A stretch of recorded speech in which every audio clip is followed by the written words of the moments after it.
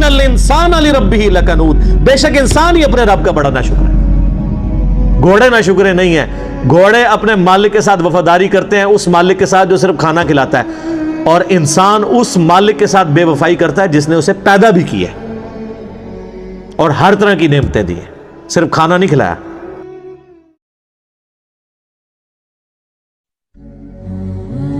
अल्लाह ताला ने अरब के लोगों को उनकी एक मिसाल दी है कि ये जो घोड़े हैं तुमने पाले हुए, इनको सिर्फ तुम खाना खिलाते हो, लेकिन ये इतने वफादार हैं तुम्हारे कि उस खाने के एवज अपनी जान भी स्टेक पे लगा देते हैं। सर ये जब जंगें लड़ी जाती थी तो खाली बंदे तो नहीं मरते थे, घोड़े तो पहले मरते थे। जब तीर चल रहा है बड़ी चीज कोई पहले लगेगा ना, घोड़ा इतना बड़ा है, बंदा तो छोटा सा ऊपर बैठा हुआ है। जब तलवार लगती थी बंदे मरते थे तो घोड़ों की भी टांगें कटती थी, उनके गले भी कटते थे। तो अल्लाह ने उन घोड़ों की मिसाल दी है कि वो घोड़े जिनको सिर्फ तुम थोड़ा सा खाना खिला के उनकी मालिश करते हो, वो तो इतने वफादार हैं कि तुम्हारे लिए अपनी जान देने के लिए भी तैयार हो जाते हैं। घोड़ों को तो इससे कोई गर्ज नहीं, आप लूट मार करने जा रहे हैं, घोड़ों की कोई दुश्मनी होती है? जंगे यरमूक में अगर सहाबा घोड़ों पे बैठ के गए हैं तो उन अरब के घोड़ों की तो रोमन एम्पायर के साथ कोई दुश्मनी नहीं थी। क्या थी?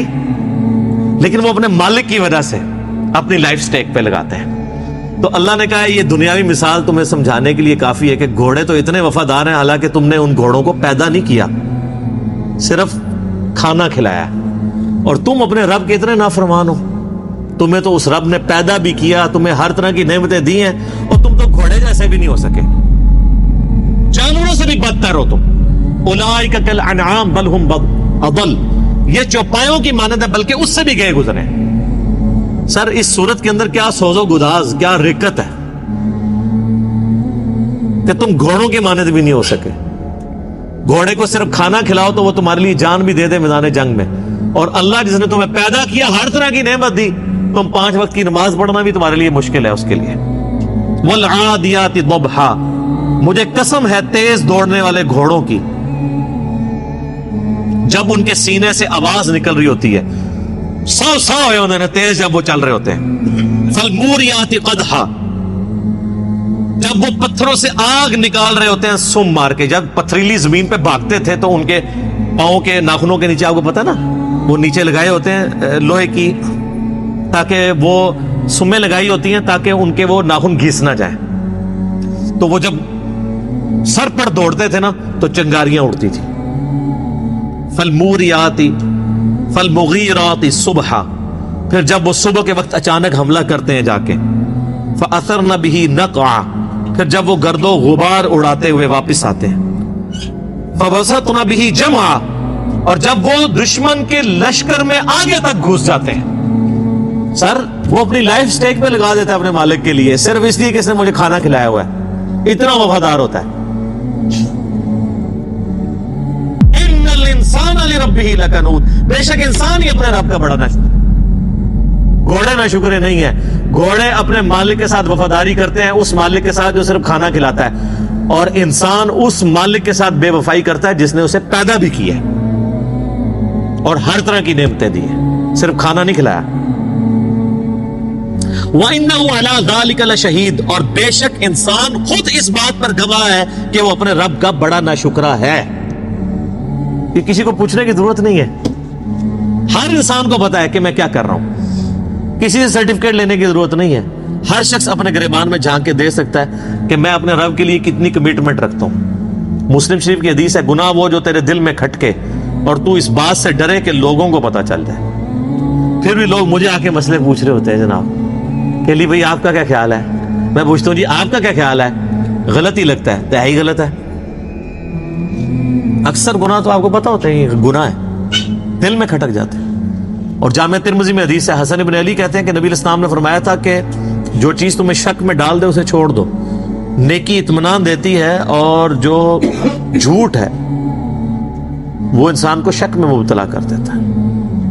गलत काम तो खुद अंदर ज़मीर बोल के कहता है। मुस्लिम शरीफ की हदीस है के लिए मुमिन के लिए एक छोटा सा गुनाह भी ऐसा है कि उसके सर पे को पहाड़ रखते, और मुनाफिक के लिए बड़े से बड़ा गुनाह ऐसा ही है कि जैसे नाक पे मक्खी बैठी थी उड़ा दी, इससे ज्यादा उसको जो है उसको बारदर नहीं करता वो। اور بے شک انسان اس پر گواہ ہے. وَإِنَّهُ لِحُبِّ الْخَيْرِ لَشَدِيدٌ، اور بے شک مال کی محبت اس میں بہت زیادہ ہے. اصل چیز ہی یہی ہے سر، ساری بیماریوں کی جڑ مال ہے.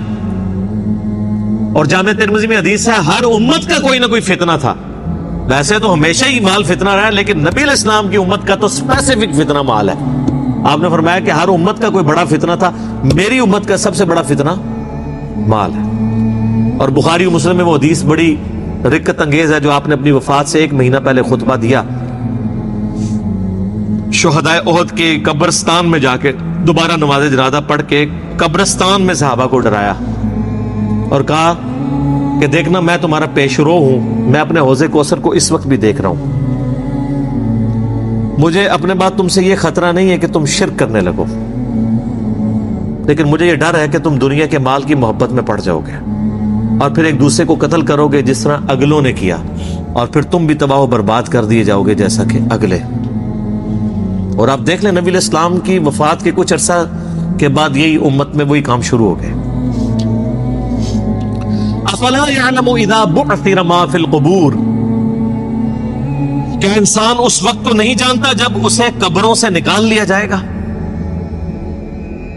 وہ چاہے قبر مٹی کی قبر ہو، چاہے وہ سمندر میں مرا ہو، چاہے وہ ایئر کریش میں ہواؤں میں اس کی راکھ بکھر گئی ہو، چاہے کسی شیر کے پیٹ میں ہے وہ اس کی قبر وہیں بن گئی، قیامت والے دن اللہ تعالیٰ اسے زندہ کر لے گا، عالم برزخ سے قیامت میں میدان محشر میں لے آئے گا.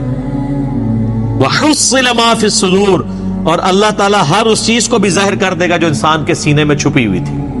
اگر کسی نے کوئی نیکی کا کام بھی کیا ہے نا کسی کو دکھانے کے لیے، تو دنیا میں تو وہ ضرور سخی ہوگا،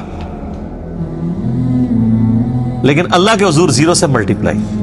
وہ مسلم شریف میں بڑی لمبی حدیث ہے، قیامت والے دن ایک سخی کو، ایک شہید کو اور ایک عالم کو بلایا جائے گا، قرآن کے قاری کو. اللہ کہے گا ہاں بھائی شہید تو نے میرے لیے کیا کیا؟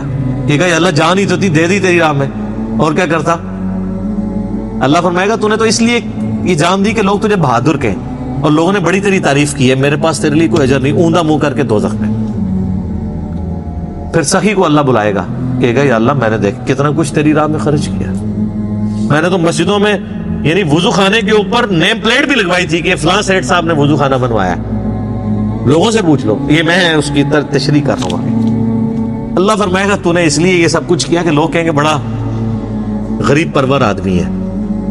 یہ جتنے لوگ حرام کے پیسے کے دسترخوان چلا رہے ہیں اور ہاسپٹل بنائے ہوئے ہیں اور وہ سمجھ رہے ہیں کہ ہم اللہ کو دھوکہ دے لیں گے، یہ دنیا کو دھوکہ آپ دے سکتے ہیں. دنیا میں آپ کو ایک سرٹیفکیٹ بھی گورنمنٹ کی طرف مل جائے گا، جی یہ بہت اچھی این جی او ہے، ویلفیئر کے کام کر رہی ہے. اللہ کے حضور 0، بس یہی سرٹیفکیٹ ہے، اسی پہ آپ خوش رہیں. آخرت میں تو اس کا عذاب ہونے والا ہے.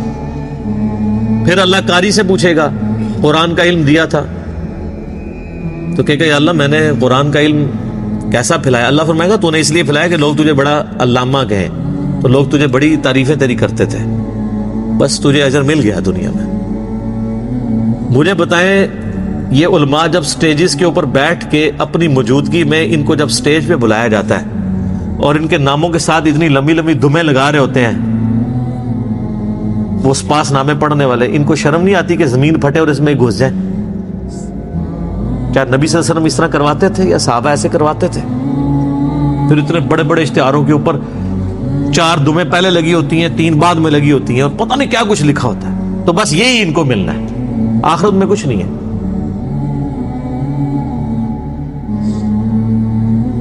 میں علماء سو کی بات کر رہا ہوں، علماء حق کی نہیں. علماء حق ہمیشہ رہیں گے، لیکن میرے پاس ایڈریس نہیں ہے ان کا، یہ نہ میرے کو آ جاؤ. وَحُصِّلَ مَا فِي الصُّدُورِ، جو سینوں میں ظاہر کر دیا جائے گا. إِنَّ رَبَّهُمْ بِهِمْ يَوْمَئِذٍ لَخَبِيرٌ، بے شک تمہارا رب اس روز خوب باخبر ہوگا. یعنی اللہ تعالیٰ کو ہر چیز کی خبر ہے، اسے پتا ہے کہ میں نے اب کس کو کدھر کیا کرنا ہے. اس نے دنیا میں بڑے بڑے دعوے کیے تھے، لین حاضر کریں گے کہ ہاں جی یہاں تو لوگ بڑے بڑے دعوے کرتے ہیں، کہتے ہیں ہمارے پیر صاحب جنت میں لے جائیں گے. اللہ کہہ رہا مجھے ہر چیز کی خبر ہے، اس دن بتا دوں گا کون کس کے ساتھ کیا ہونے والا ہے. اللہم اجرنا من النار، اللہم اجرنا من النار، اللہم اجرنا من النار. اللہ تعالیٰ سے دعا ہے جو حق بات میں نے کہی اللہ تعالیٰ ہمارے دلوں میں راسخ فرمائے.